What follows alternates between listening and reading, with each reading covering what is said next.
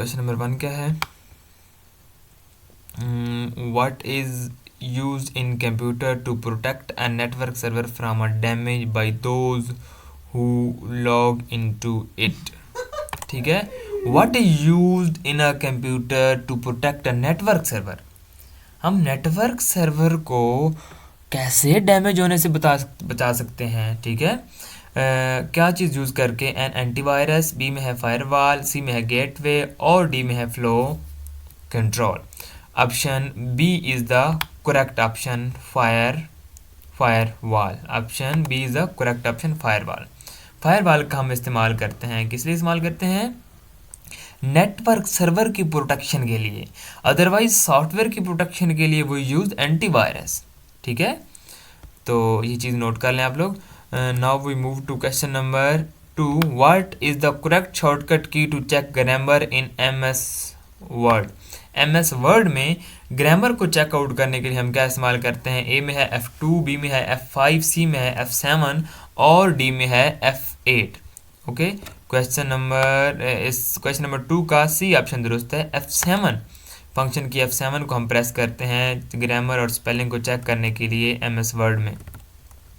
Question number 3 है कि which shortcut key use to open startup menu. कौन सी शॉर्टकट की का हम इस्तेमाल करते हैं स्टार्टअप मेन्यू को ओपन करने के लिए? ए में है कंट्रोल प्लस एस्केप, ESC इसे एस्केप बोलते हैं, कंट्रोल प्लस आल्ट और कंट्रोल प्लस F, डी में है control plus tab. Option A is the correct option, control plus escape का हम प्रेस करते हैं हम स्टार्टअप मेन्यू ओपन करने के लिए, ठीक है। और क्वेश्चन नंबर 4 है विच इज़ वैलिड स्टेटमेंट, ठीक है। वैलिड स्टेटमेंट क्या है इनमें से? ए में है 1 MB is equal to 1024 byte, या 1 KB is equal to 1024 byte, या 1 KB is equal to 8 bytes, या 1 MB is equal to 8 KB।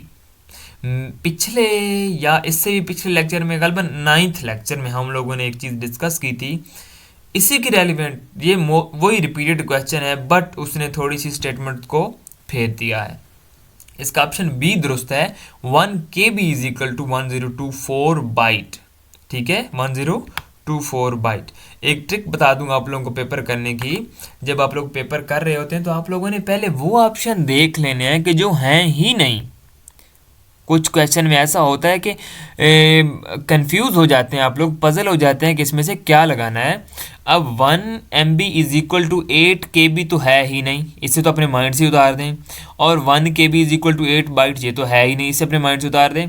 फिर इन दोनों पे आके रुकें और देखें, ठीक है। इन दोनों पे जब आप रुकेंगे तो आप लोगों को समझ लग जानी है कि 1 KB is equal to, KB सबसे पहले बिट है, फिर बाइट आता है, फिर KB आता है, फिर MB आता है। तो KB जो है ये बाइट्स के बराबर है। यहाँ पे अगर 1 MB है तो अगर यहाँ पे होता 1024 KB तो ये दुरुस्त होता है, ये वाला, ठीक है। अब ये क्यों दुरुस्त है? क्योंकि KB को वो बाइट्स की इक्वल कर रहा है, और कितने बाइट्स हैं? 1024 बाइट, ठीक है। इसका ऑप्शन जो है वो ऑप्शन बी दुरुस्त है, ठीक है। हम अब करेंगे क्वेश्चन नंबर 5। क्वेश्चन नंबर 5 को देखते हैं क्या कहता है कि वो कहता है कि इन MS power point a new presentation can be created from. New presentation हम कहाँ से क्रिएट करेंगे? ए में है फ्रॉम एग्जिस्टिंग प्रेजेंटेशन, बी में है फ्रॉम डिज़ाइन टेम्पलेट, सी में है ब्लैंक प्रेजेंटेशन और डी में है ऑल ऑफ दीज, ठीक है। तो इसका जो ऑप्शन ए दुरुस्त है, सॉरी इसका ऑप्शन वहाँ पे गलत लगा हुआ है, इसका ऑप्शन डी दुरुस्त है, ऑल ऑफ दीज। हम तीनों मेथड को इस्तेमाल करते हुए पावर पॉइंट प्रेजेंटेशन को क्रिएट कर सकते हैं, ठीक है, न्यू स्लाइड को क्रिएट कर सकते हैं। क्वेश्चन नंबर 6 में क्या है? Notepad is a computer, notepad in a computer can be used for. Notepad एक यूँ समझिए कि एक एप्लीकेशन सी होती है या एक छोटा सा सॉफ्टवेयर कंप्यूटर मेड होता है, क्योंकि ये विंडो में फिक्स होता है, ठीक है। इसे इंस्टॉल वगैरह नहीं करना पड़ता, ये ऑलरेडी विंडो में होता है। नोटपैड इसे किस काम के लिए इस्तेमाल करते हैं? ए में है टेक्स्ट एंड इमेज के लिए, बी में है इमेजेस के लिए, सी में है टेक्स्ट के लिए और डी में है नन ऑफ दीज। इसका जो ऑप्शन है वो ए दुरुस्त है, टेक्स्ट एंड इमेज के लिए इस्तेमाल करते हैं हम नोटपैड को, ठीक है। क्वेश्चन नंबर 7 में क्या है, which of the following feature allow user to evaluate value and return a result. ठीक है, इनमें से which of the following feature जो हैं ये अलाउ करते हैं यूज़र को एवेल्यूएट करते हैं वैल्यूज़ को, रिटर्न करते हैं रिजल्ट को। ए में है फिल्टर्स, बी में है इंसर्शन और सी में है फॉर्मेटिंग, डी में है फार्मूला। ये भी रिपीटेड क्वेश्चन है, हम पीछे रिपीट कर चुके हैं। इसका जो ऑप्शन है वो डी दुरुस्त है, फार्मूला।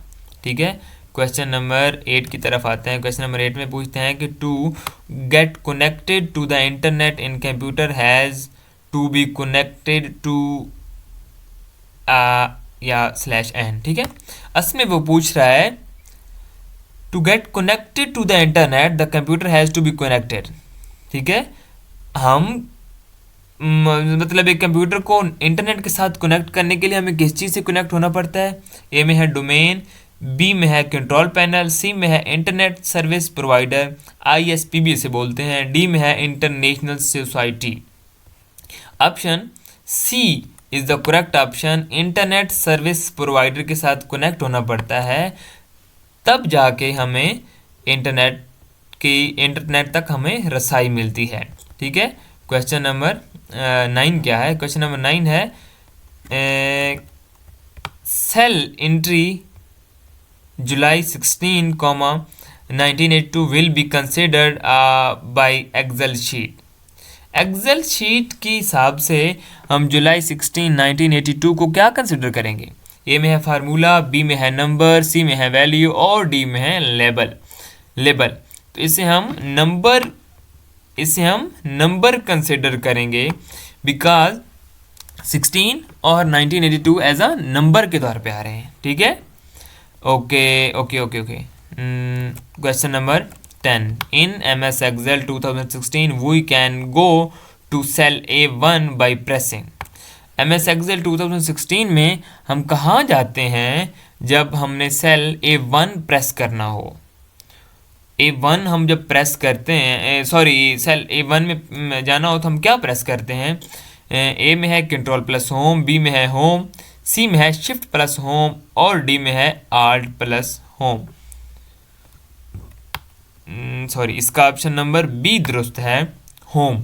हम जो होम की है, ठीक है, उसको प्रेस करते हैं तो हम डायरेक्टली A1 में चले जाते हैं। ठीक है, तो अगला क्वेश्चन कौन सा है,